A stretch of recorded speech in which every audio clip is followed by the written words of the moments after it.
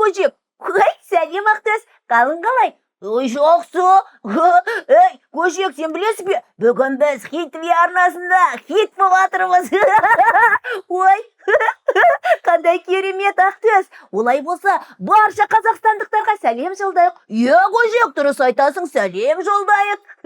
Сәлеметсіңдер ме, балақайлар? Сәлеметсіз бе? Қош келдіңіздер, тамаша. Мен де балаша мәз болып қалдым.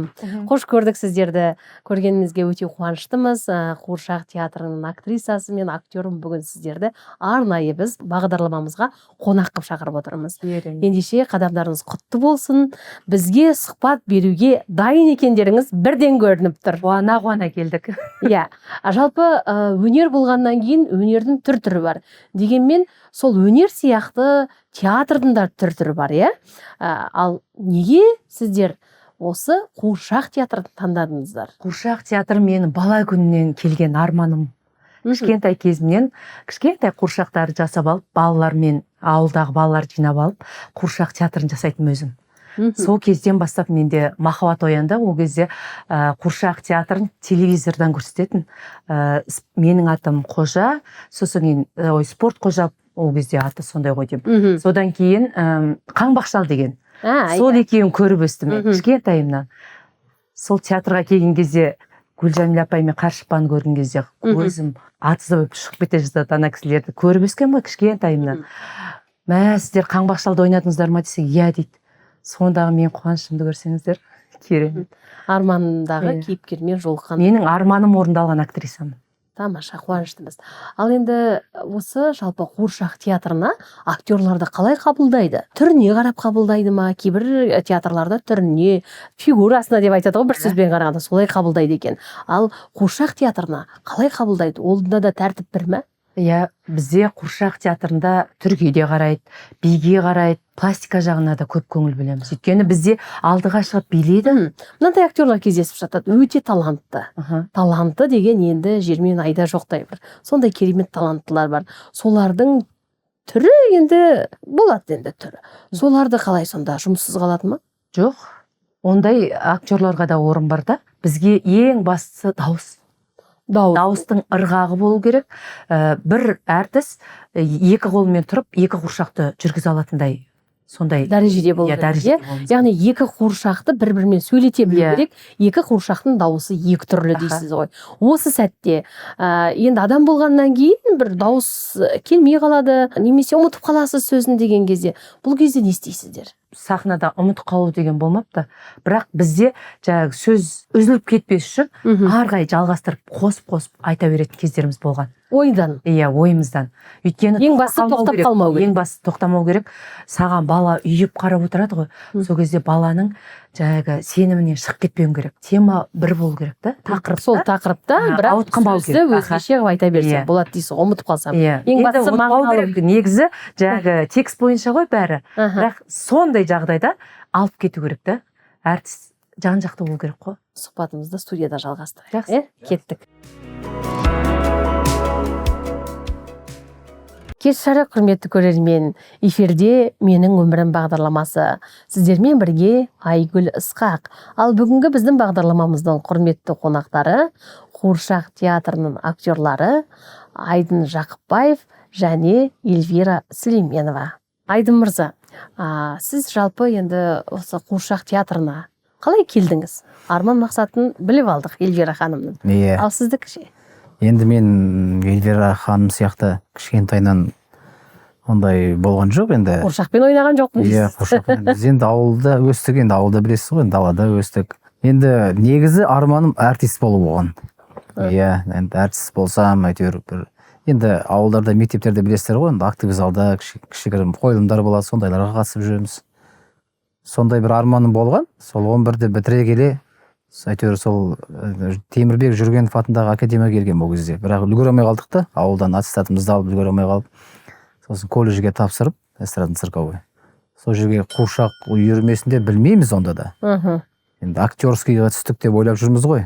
Сосын демалып келдік, 3 айдан кейін келсек, сосын бөліп тастады.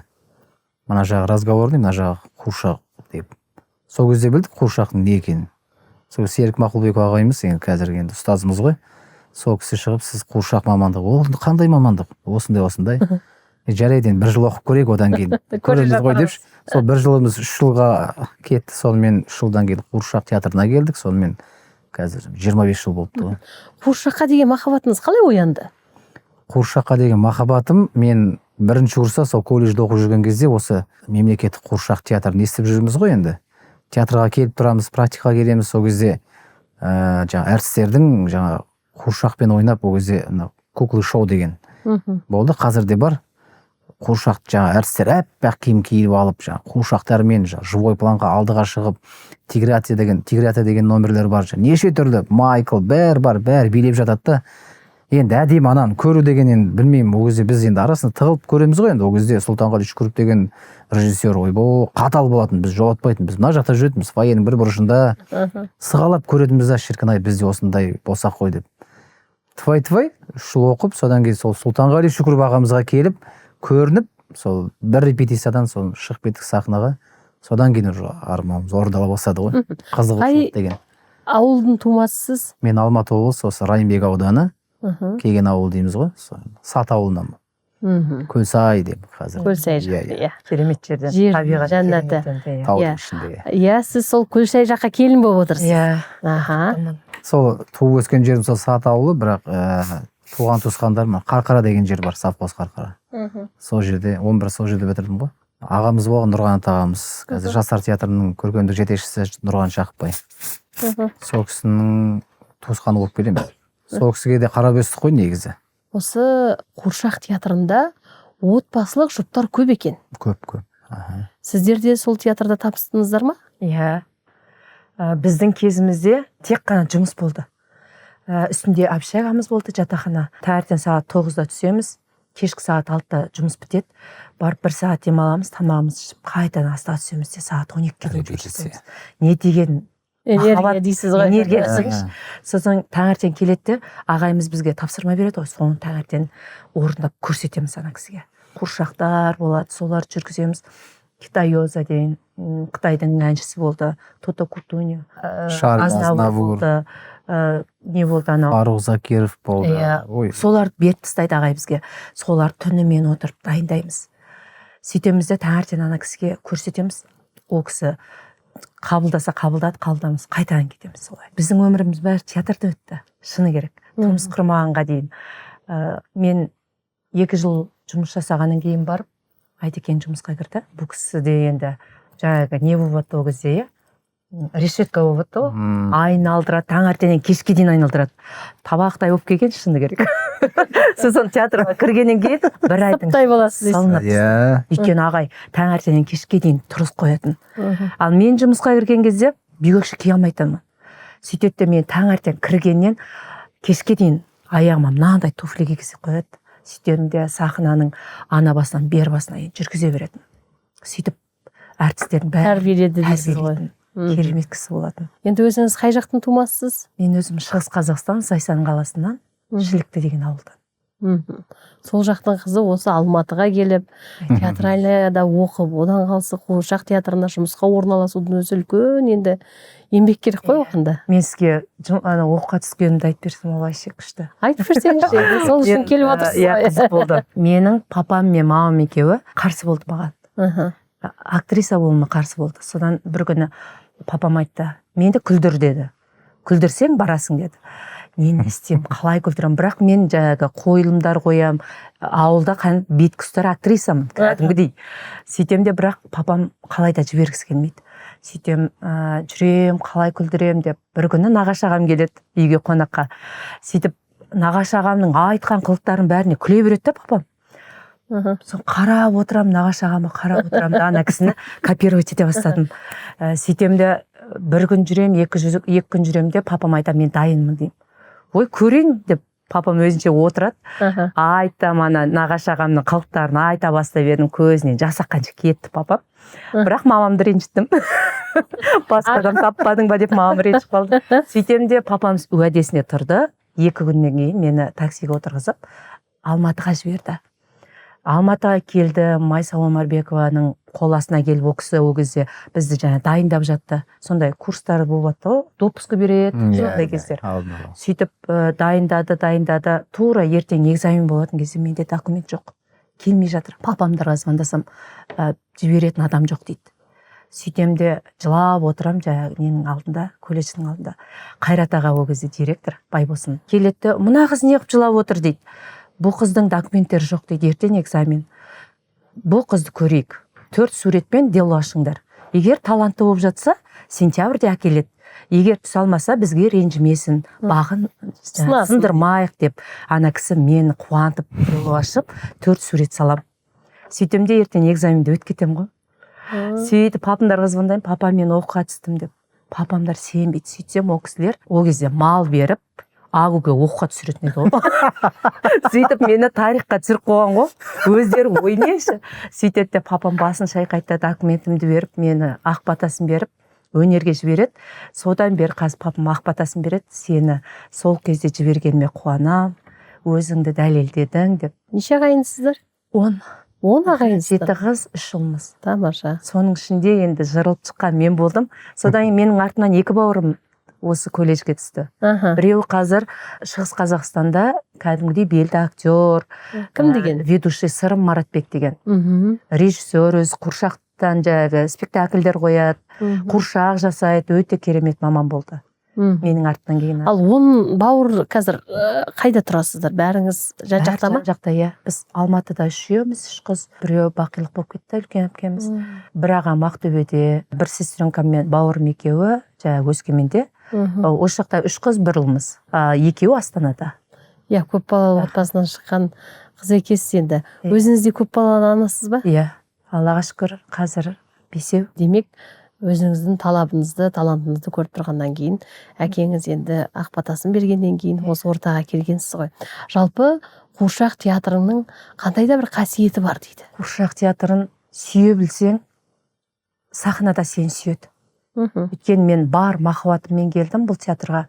Бұл театрға кіруімнің өзі де бір үлкен тарих. Бұл жерде қуыршақ театрын емес, қуыршақтарды сүйе білу керек сияқты. Қуыршақ театрын да сүю керек, қуыршақтарды да сүю керек. Өйткені қуыршақ театр деген біздің үлкен шаңырағымыз. Ол шаңырақты сүйгеннен кейін ішінде қуыршақтарды сүйесіз, әртістерді сүйесіз. Әртістермен яғни ұжымды жақсы көресіз. Ұжымға сіңімді болсаңыз, сізді бәрі жақсы көрсе, сіз өзіңіз сіңімді болсаңыз, бәрі жақсы болады. Жұмысыңызды алға жүреді. Көзқарасы да жақсы, ешкім сені жек көрмейді. Сондай ғой. Иә, мынандай бір дүние естіп едім. Сол қаншалықты рас. Қуыршақ театрында қуыршақтардың рухы кезіп жүреді дейді. Сол қаншалықты рас? Негізі бізде болды. Жаңағы кешкілік біз сахналарда жүреміз ғой. Сол кездерде сұлбалар өтетін, жаңағы жалғыз өзі түсіп қалған актеріміз көз атыстай болып қорқып сөйлей алмай келген кездер болды. Аппақ қыз көрдім деп.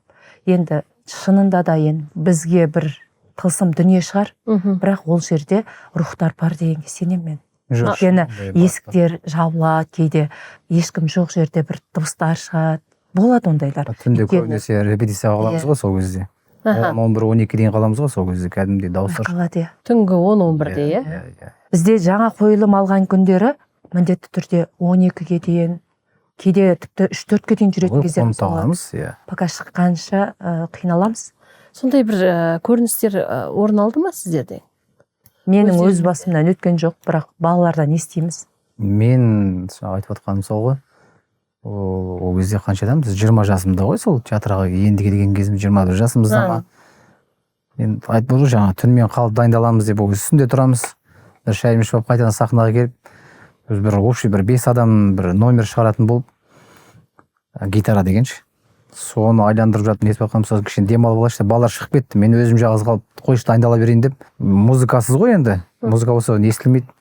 Соны қарасам, артында задник бар ғой, көк задник, сол. Онда толқын болды да. Қойшы жаңа өзім нем шығар деп отыра бердім. Күлген дауыс шықты да ары қарай. Ха-ха-ха деп жоқ болып кетті. Көз бақырайып кеткен ана жерде вообще жүре алмай қаласың. Бір орында тұрдым да алып қатып.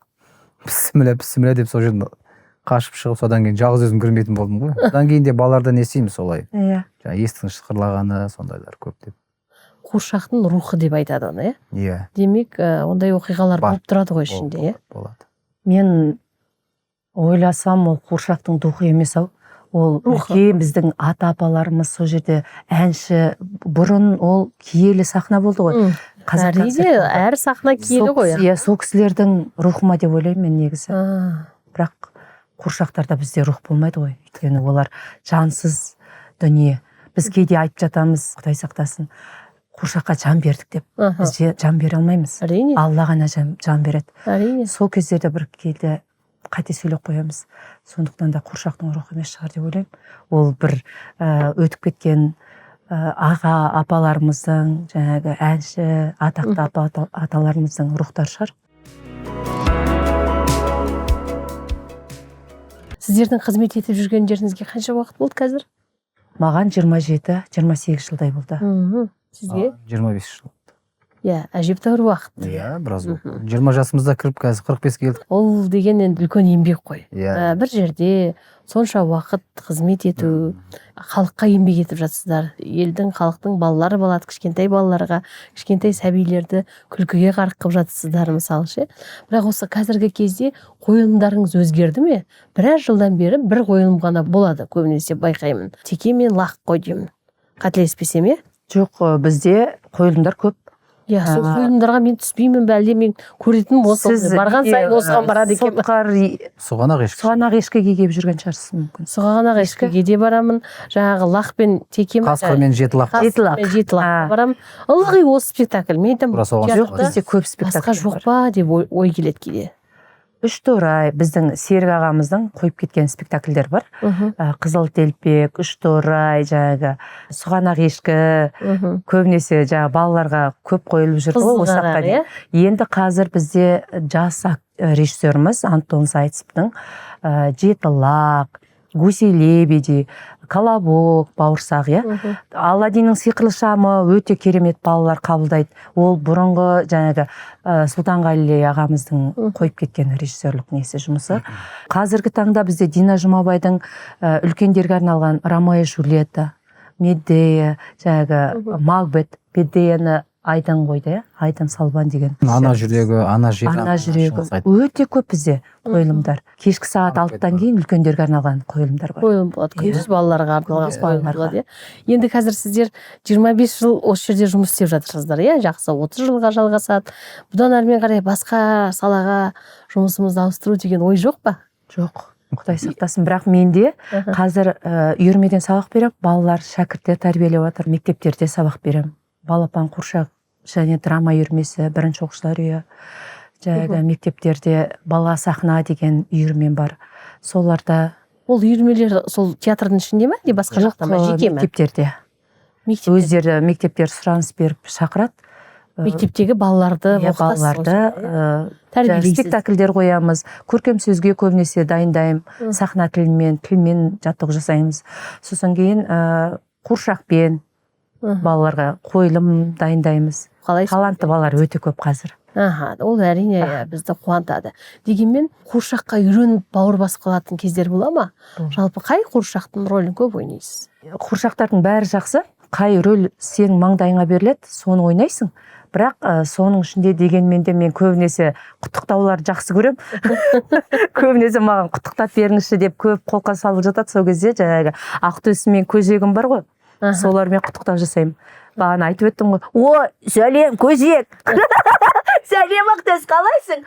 Бүгін біздің керемет осындай Айдын деген ағамыздың туған күні екен. Қалайша, шын айтасың ба? Олай болса құттықтайық. Жарайды, құттықтауса құттықтайық. Осылай құттықтап тастаймын. Тамаша. Ал сіз қандай рөлде ойнайсыз көбінесе? Рөлдер көп қой енді. Жаныңызға ең керемет сұғанақ ешкі шығар деп ойлаймын. Иә. Жаным беріп ойнайды. Просто қуыршақ, ол ең қиын осы қуыршақ театрындағы просто қуыршақ. Ол жерде 45 минут бойы сол жаңағы ширманың артында қуыршақты ауыр өзі бір талай. Главный рөлде ғой жаңағы сұғанақ ешкі дейміз, өзі бір анау енді білмеймін, ол енді көріп шыққан адам ана ешкіні жек көріп кетеді да, енді бір жағымсыз рөл сондай. Енді соны сомдап шығам. Сол енді маған кішкене жақынырақ болды. Онда да бір жыл соның репетициясы болды ғой, соны шығарғанша қаншама бойы. қиналдық, ағаймен ұрысып айғайласып, даже мен қуыршақтатып кетіп қалған күндерім де болған. Шықпайды, жоқ әйтеуір. Бірақ енді сол шыққаннан кейін енді қазір енді Тура, иә. рахатын көріп жатырмыз Иә. дейсіз. Серік ағай бар ғой, Мақұлбек Серік өзімнің ағай ұстазым. ұстазымыздың почерк тура сол кісінің салып алған.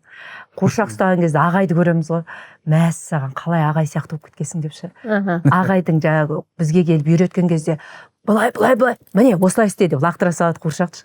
Ана кісіге қарап аузымыздың суы ағып қалатын. Қуыршақты ұстаған кезде енді иә керемет ойнайтын ғой ол кісі. Иә, сіз де келтіріп беріңізші бір осындай. Аузыңызбен өзін сомдап беріңізші. енді ол сұғанақ ешкінің рөлі анандай не ғой, еркектің рөлі емес. Әйел ешкі ғой негізі. Әйел ешкі. Соны мен айтамын да ағайға, ағай бұны неге әйел адам ойнамайды? Мен еркек адаммын ғой. Жоқ, сен ойнайсың, сен шығарасың дейді. Не жарайды енді деп енді шығардық. Бұл сұғанақ ешкі деген жаңағы атасы, немересі, жаңағы апасы бәрі болады. Сол үйге бір әйтеуір кіру керек та. Сол үйге кіріп, сол үйге еніп кету керек, сіңіп кету керек. Сол жаңағы атасынан бастайды ғой. Енді уже кіріп алған атасының сеніміне кіріп алған, енді мына жайылымға апарады, сонда да қызды жаңағы немересін жамандай береді, мына жаққа барса апасын жамандай береді, сосын үйде жатады. Сосын жаңағы кім келеді жаңағы, ой ешкім менің жайылымға бардың ба, мен өтірік ұйықтап қаламын да. Сосын сен енді өріске барасың ертең. Бармаймын. Неге барамын? Менің өзі әуелі бастан тегім момақан. Өріс маған болмайды. Сиыр сүзет, қой бүйірінен түртеді. Ал қойшы болса, қамшымен ұрар. Бармаймын, атажан, бармаймын. Жарайды, бармай-ақ қой, сені өзім бағам айналайын, ешкі жарым. Солай ма? Солай жүре ғой, үйге барып жатайық. Ұйықтай ғой, жарай ба? Жарайды, атажан. Деп үйге кіріп кетеді. Шетелде қуыршақты жауыз етіп көрсетеді. Байқайсыздар ма? Сондай жауыз қуыршақтарды көп балалар көреді негізі, көп қаралым жинайды. Байқайсыздар ма? Ал бізде қуыршақ мүлде басқаша, иә? Бізде қуыршақтар балаларды мейірімділікке үйретеді. Аха. Көбінесе біздің қойылымдар сондай. Махаббатын, Үш торай, мысалы үшін үш торай, екі торай бұзық болып, үй салмай үлкен торай ақылды болса, сол аяғында айналдырып кеп жаңағы ақылды тораймен бірге үш торайдың да ақылды болуы, ағасының қасына келуі, бірлік дейсіз ғой, иә? Біз қуыршақ арқылы біз балаларды тәрбиелейміз. Жаңағы сұғанақ ешкіні алайық. Сұғанақ ешкіде де басында өрескел ешкі сондай қылып көрсетеді, аяғында сұғанақ ешкіге де ақыл кіріп, жарайды, мен сүт әкелемін енді, сондай мейірімді қылып тастайды. Ең аяғында бәрі тәртіпке, бірлікке үйретіп алады дейсіз ғой. Түсінікті. Бұл тәрбие жағынан. Біздің бір жақсы жеріміз, біздің қуыршақтар тәрбие жағынан балаларға жақсы. Балалар қазіргі кезде өте активный деп айтсам болады, иә? Қазір анау мынауға сене де қоймайды. Қиын. Иә. Қалай сендіресіздер? Балаларды бар ғой, қалай айтсам болады. Алдап ұстамасақ, олар өйткені телефонға кіріп кеткен. Телефонның ішіндегі жаңағы көп балалардың қызығатын заттар көп. Содан шығару үшін біз балаларды жаңағыдей тәрбиелік маңызы бар, бояулар көп қойылымдарды жасауға тырысамыз да. Негізі балалар қуыршақ театрын жақсы көреді. Оларды қалайда телефоннан ажыратып театрға қарай бет бұрғызу керек та. Сондай бағытқа қарай әкелсе, балалар бәрін түсініп, өздерінің жолдарына түсе алады. Біз кейбір ата-аналар телефонды беріп қойып, соған масаттанамыз да, ой, балаларымыз телефонды көп көреді, кейін болашақта білгір болады, телефоннан көп нәрсе үйренеді деп. Жоқ. Телефоннан қателеседі. Өйткені бала телефонға құныққан сайын өзінің жаңа ой өрісін шектете береді. Төмендей береді, ойлау қабілеті. Қайын дүниені көріп. Иә, дұрыс айтасыз. Театрға келмей, театрды көрмеген баламен театрды көріп, театрдың дәмін біліп жүрген балаларды салыстырсаңыз, жер мен көктей. Ана балалар өте мейірімді, қалай айтсам болады, ақ көңіл, сондай өмірге құштар бала болып өседі, мына балалар қатыгез болып өседі. Телефонға көп жақын болған балалар. Түсінікті. Жалпы өзіңіздің 5 балаңыз бар деп отырсыздар ғой. Солар өнерге жақын ба? Театрға жиі апарып тұратын шығарсыздар? Иә, өнерге бір қызымыз ғана. Кішкентайымыз, кенжеміз өнерге жақын. Енді қалған балаларымыз да өнерге енді талпынады, бірақ ары қарай үлкен қызымыз негізі өнерге қатты жақын болды. Қобызға бердім, биге бердім, бірақ әкесі рұқсат бермеді негізі. Неге? Академияға түсуге. Өзіңіз актерсыз, неге қызыңызға рұқсат бермедіңіз? Білмеймін, солай рұқсат бермей қалды. Бірақ ол қызымыз әлі қалам деп ойламайсыз ба? Жоқ. Неге? Бәлкім қыз бала сол қалағаны театр болып тұр, мысалы тура сіздің келіншегіңіз сияқты. Әкесі жібермей қойған кезде бүгін бұл кісі қандай жағдайда болар еді? Соны ойланбадыңыз ба? Ойландық қой енді, әрине. Өнер болғаннан кейін қиыншылықтар көп болады.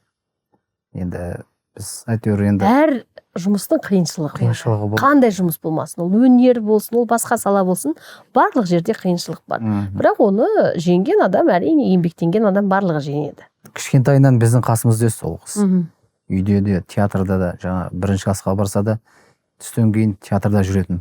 Бір жағынан жібергім де келмейді. Бір жағынан енді кішкентайынан театрда келе жатыр ғой, біледі ғой. Басқа да саланы таңдаса деп ойладым да. Біздің айтқанымызбен сол салаға барды, оқыды 4 жыл. Технологический университет бітірді. Бірақ бәрібір оның ойы бәрібір театр. Көрдіңіз бе? Сіз оның бекер уақытын алдым деп осы сәтте ойланбадыңыз ба? Енді 4 жыл бойы ол театрда оқып шықса, ол қазіргі күнде сізбен таласқан актриса болып шығар ма еді? Мүмкін. енді ол да мүмкін енді. Қазіргі кезде балаларды шектей алмайсың. Балалар өзі армандаған арманына, мақсатына жету үшін ата-ана қолдаған балалар қазіргі кезде. Мен көп адаммен сұхбаттасам, мен қаншама адаммен сұхбаттасам, сол кезде түсінгенім, бала ішінен нені қалайды, сол кезде соны жіберсек, ата-ана қателеспей жіберсе, демек ол бала арманына жетеді екен. Себебі мені жаңағыдай жібермей қалған кезде мен осындай болармын деген адамда өкініш өте көп болады. Кей сәтте өзіңізді кінәлі сезінбейсіз бе? Мен неге сол кезде ойланбадым деген сияқты. Ол оқыды қазір, бітірді, дипломын алды, сандыққа салды. Жоқ, әлі де үмітіміз бар әрине. Енді биыл ғана бітірді ғой енді. Енді ол театрда мен ешқайда шығармадым ол қызды, өзім жаңа 11-ден кейін де оқып жүргеннің өзінде де театрға жұмысқа кіргізіп қойдым да. Қасымызда жүрсін деп. Анау кіреберіс жерде тұрады ғой қыздар, контролер қыздар. Сондайға кіргізіп қойдым. Қызыңызды өзіңізге қатты жақын ұстаған сияқтысыз. Иә. Енді тұрмысқа қалай бересіз? Сол қиындау. Сен диплом алдың, енді мектептерге бар десек, жылайды. Ең құрмағында театрдың сахнасындағы әртістердің өмірін көріп жүре берейінші. Менің арманым театр болатын деп сондай әңгіме айтқан кезде жүрегің ауырып кетеді кейде. Бәрібір қалауы театр болып тұр ғой, көрдіңіз бе? Ол қызым кішкентай тұйықтау болды да. Сол жағынан да сондай болды. Енді өзімізде көрдік қой, мысалға актриса қыздар кәдімгі жаңадан келген кезде жанып тұрады. Мүмкін ашылар ма еді? Ол қыз сондайында көрдім да, қалай болады екен депші. Сенімсіздік болды. Қазір мысалы кішкентай қызым, ойбой енді. Ол актриса болады. Ол таза актрисамын дейді өзі айтады. Қазірден бастап білініп тұр, енді кім біледі, есейе керек қандай болады енді. Қазірден бастап ол қыз сізді мойындатып тұр ғой. Актриса екенін көрдіңіз бе? Иә. Сондықтан да енді ол баланың да өзінің талабына байланысты ғой. Дұрыс айтасыз. Жалпы отбасы, иә, сыйластыққа, достыққа, махаббатқа, барлығын бір отбасынан тапқымыз келеді көбінесе. Қазір енді қарап тұрсаңыз, ажырасып жатқан жастар да көп. Дегенмен қарайсың да қорқасын. Бірақ бір қарасаңыздар, бақытты отбасылар да жоқ емес, Аллаға шүкір көп, иә. Дегенмен сол бақытты отбасының жалпы болуы, құрылуы неден басталады деп айта аласыздар? Сіздерді бақытты отбасы символы деп алайық. Жалпы бұл неден құрылады, қалай бастамалады? Жастарға сабақ болсын. Жұп болып келгеннен кейін бір ауыз айтқандарыңыз дұрыс қой. Бұл жерде ең бастысы сыйластық, бір-бірімізді түсіне білдік біз. Кішірейтін жерде кішірейдім. Әрқашанда қазақ ата бабамыз еркек адам жоғары қойған ғой. Солай мен де солай айтекенді жоғары қойдым. Өзімді әрқашан бір сат төмен ұстайтынмын. Негізі қазіргі біздің қоғамның несі сол ма деймін. Әйел адамдар көбінесе жоғары кетеді, еркек адам төмеге қалады. Содан семьяның дау пайда болады. Турауы да, құруы да содан шектеліп жатқан сияқты. Енді отбасы болғаннан кейін ыдыс аяқ сылдырламай тұрмайды деп айтамыз, иә? Ыдыс аяқтың сылдырлауы ол заң деп айтады кейбіреулер. Сіздерде қаншалықты сылдырлады? Иә, ол болды кезде. Енді сылдыр етіп тұрады. Сылдырламай ол онсыз болмайды әрине, жаңа өзіңіз айтпақшы, иә, болып тұрады. Бірақ енді артынан әйтеуір енді сабыр деген бар. Сабыр сақтау керек. кім тезірек басылады? әрине мына кісі Ашуы тез басылады. тез басылады. Сіз ашуыңыз ұзаққа кете ме? Менікі кішкене ұзақтау кетеді да. Мен кішкене ішіме сақтап, иә. Неге? Білмеймін ғой, бір сондай енді. Иә, еркек мінезді ғой. Мен өзім негізі Алладан не сұрасаң, Алла соны береді екен. Мен ойлайтын, менің жан жарым еркек мінезді сондай болса екен деп тілейтім. Негізі тура сондай болды. Тура Папамның болдың да. негізі тұлғасы да осы кісі сияқты. Еркек мінезді сондай болатын. Соны көріп өскеннен кейін бізде мамам Маркең, иә қазір деп солай өскен ғой. Сол тәртіппен, тәрбиемен мен қазір осылай келе жатырмын. Той Аллаға шүкір. Ел қызығатындай отбасымыз. Айтекең қашанда сөз өтеді. Сіздің сөзіңіз өтпейді. Жоқ, енді біз әйел адам болғаннан кейін құптаймыз. Анда-санда өтеді. Иә. Достарымыздың арасында да мысалға Эльвира өз-өзін жақсы достарымызға сыйлайды. Эльвира деп бәрі жандар қалмай тұрады. Ең бастысы шешемді сыйлайды. Сәлем салып сыйлап бірге тұрамыз шешемізбен. Ең бастысы сол ғой енді. Сіз неше ағайындысыз? Біз төртеуміз, 2 ұл 2 қызбыз. Мен үшіншісімін. 2 әпкем бар, одан кейін өзімнен кейін інім бар. Ініңіз отбасылы болған жоқ қой әлі, деген? Болды. Сізбен тұрады ата-анаңыз дегенге. Иә, болды. Бәріміз Ыңғайлы сомен тұрады ғой жалпы ата-ана, иә? Қайсы ыңғайлы? Анамызға бәріміз ыңғайлымыз ғой, ініміз бәріміз бірге тұрамыз. Шаңырақта. Ол қайнымның өзінің несі болды, талабы болды, келіңдер бірге тұрайық деп. Сонымен бірге тұрамыз бәріміз. Қара шаңырақта бәріміз бірге Қара тұрамыз осы жерде. Тамаша. Әкеміз енді жастайынан кетіп қалған. Қазіргі кезде бірге тұратын шаңырақ екінің бірінің қолында. Иә, Келмейді ғой. соны айтып тұрмын ғой. Бірлік, татулық, сол себепті ол Сыйластық. абысындарға да байланысты ғой. Екі абысын деген бір жерде сыйысу оңай дүние емес, бірақ бір шаңырақтың астында тұру деген үлкен дүние ол. Неге солай шештіңіздер? Әрқайсыларыңыздың отбасыларыңыз бар ғой мысалы? Иә, отбасымыз бар, біз бөлекте тұрғанбыз. Оны да көрдіңіздер? Оны да көрдік, иә. Біздің өзіміздің де баспанамыз бар. Иә, баспанамыз бар. Бірақ солай шешім қабылдадық та мамамның қасына келдік. Мамамның қасында болсақ, мамамның кішкене настроениесі күшті да. Көңіл күйі жақсы, балалары қасында, кеш жақын, кешкі аста біргеміз. Таңертең кетеміз ғой енді, бірақ түнде келеміз, бәріміз жиналамыз. Немерелер бәрі қасында. Сол дұрыс сияқты. Өйткені мамама 3 рет ота жасалды жүрегінен, содан кейін көп ойландырмайық. Сіздер осы жаңа айтып жатсыздар ғой, жалпы отбасы болу үшін ең бірінші отбасы құндылығы ол сыйластық деп. Бір-бірімізді түсіну деп. Бір-біріңізді театрда таптыңыздар ғой, түсіну бойынша. Иә. Театрда тауып. Мен колледжді бітірейін деп жатқан кезде Айтекеңдер оқуға түсті. Содан кейін мен театрға кеткеннен кейін 2 жылдай бұл кісі келді. Ал қалай көзіңіз түсті Эльвира ханымға? Қанша театрда қаншама қыз бар? Ой, иә, болды ғой, қаншама қыздар болды ғой. Колледжде болғанда менің артынан келді деп бұл кісі менен 2 жыл бұрын оқыды. Мен жаңа Қуыршаққа барғанда бұл кісілер 3-ші курс болатын. Өзі әпке деп жүретінбіз ғой енді.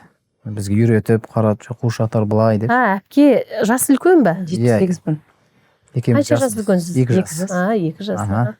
Әпке деп жүретінбіз ғой енді. Анау үйретіп жүресі бар. Біз бір театрда жаңағы айтып тұрмын ғой, таңертең де кешке де театрдамыз. Жігіттер қыздар іздейтін уақыты жоқ. Қыздардың жігіт іздейтін уақыты жоқ. Шынымен. Мен шынымен де жасын білмейді екенмін. Біз бір-бірге бауыр басып қалдық. Бір не сияқтымыз ғой. Бір жерден шай ішеміз. Соны театрда жүріп, ол жерде де әпке болды ғой. Тәте деп жүріп, сосын бір күні білмеймін, әйтеуір үйленіп кетіппіз. Жоқ, бұл кісі қатты ауырды ше. Бұл кісі қатты ауырды. Гастрольдік сапарға шықсақ болды, қатты ауырады. Мен ол кезде бұл кісіге бауырым деп қарайтын, жаным ашып жүретін. Сөйтсем бұл кісі маған ғашық екен. Мәселе қайда? Ол ғашықтықтан мен негіз түсінбеген екем. Сөйтіп сол кезден басталды. Сол кезде түсіндім бұл кісінің. Ауырып жүріп, сіз емдеп жүрдіңіз, дәрігерсіз. Содан қасына жаңағы больницаға барам, бірге барамыз. Бұл кісі укол алады, система алады. Қасында күтіп отырам, сосын келеміз. Екеуміз Алматыға келген кезде бір-бірімізді көре алмасақ тұра алмайтындай жағдай жетті ғой. Иә. Сондай бауыр басып қалғансыздар ғой, иә? Содан екеуміз отбасы құрдық. Ол кісі ғашықтығын айтты. Иә. Қашанғы жүреміз деп ол елдер ұқсап мамалар деген Зайсанға келіп адасып, келіп құда түсіп, біз жақ шығарып салып, әйтеу қыз ұзату жасап, сондай арқа жарқа болып үлкен той жасап, сонымен қайттық сөйтіп келдік. Ойлаңызшы енді сонау шіліктіден Алматыға келін болып келеді деп кім ойлаған? Ол да бір үлкен бақыт қой енді. Ал енді осы ғашықтықтарыңызға қарағанда бір ағам бір өлең жолдарын оқып жүрсеңіз. Иә, оқып жүрейін. Мұқағали Мақатаевтан, иә, бір осы ғашық жайлы махаббат жайлы. Ғашықпын, шын ғашықпын сол адамға. Мен болмасам, болмайын сол аман ба. О тәңірім, неткен жан қайрылмайтын, жүрегі еттен бәлде, қол адам ба. Ғашықпын, қайтып оны жасыра алам. Бірі алтын оның әр тал шашы маған. Сағынайын, таусыла сағынайын, сағынышқа жаралған ғашық адам. Сарғайған сағынышты басып толық, бар үміт, бар сенімді шашып болып, өтермін сірәдә мен бұл өмірден, қалармын мәңгілікке ғашық болып. Махаббаттарыңыз мәңгі болсын. Әмин. Ал айта қойыңыз. Есіңде бар ма жас күнің? Көкірегің толақ, басың бос. Қайғысыз, ойсыз мас күнің кімді көрсең, бәрі дос. Махаббат қазақ, мал мен бақ, көрінуші еді дос қортақ, үміт жақын көңіл ақ, болар ма сондай қызық шақ. Құдай-ау, қайда сол жылдар? Махаббат қызық мол жылдар, ақырын шегініп алыстап кетті. Құрғырлар, жалынасың, боқтайсың, сағынасың, жоқтайсың. Махаббат кетті, мал кетті, жет алмайсың. Тоқтайсың, көзіме жас бер, жылайын, шыдан бер, сабыр қылайын. Жаралы болған жүрекке дауа бер, жамап, сынайын. Бәрекелді. Қазақта жұп болсын деген бар. Ал жұп болсын. Иә. Енді қайнағамнан оқиды, Мұқағали Мақатай. Білесің бе, құрметтім, арасында дүрмектің, әлде қалай жүрмекпін. Көп нәрсені сезіппін де түйіппін, біреулерден жеркеніп, біреулерді сүйіппін. Ақыры кеп, ат басын саған бұрдым, сүйіктім. Арманымды, үмітімді сенде екенін ұғындым, жәбір көрген сәбидейін бауырыңа тығылдым. Ұғындым мен, басқаларға жоқ екен құнымның, ай ардақтым, ая мені, алдыңа кеп шығылдым. Білесің бе, құрметтім, арасында дүрмектің, әлде қалай жүрмекпін. Көп нәрсені сезіппін де түйіппін, біреулерден жеркеніп, біреулерді сүйіппін. Ақыры кеп ат басын саған бұрдым, сүйіктім. Рахмет, сіздерге де бақытты отбасылар көп болайық, тек қана үлгілі отбасылардың қатарынан табыла берейік дегім келеді. Жаңағы махаббаттарыңыз баянды болсын деп айтып жатырмын ғой.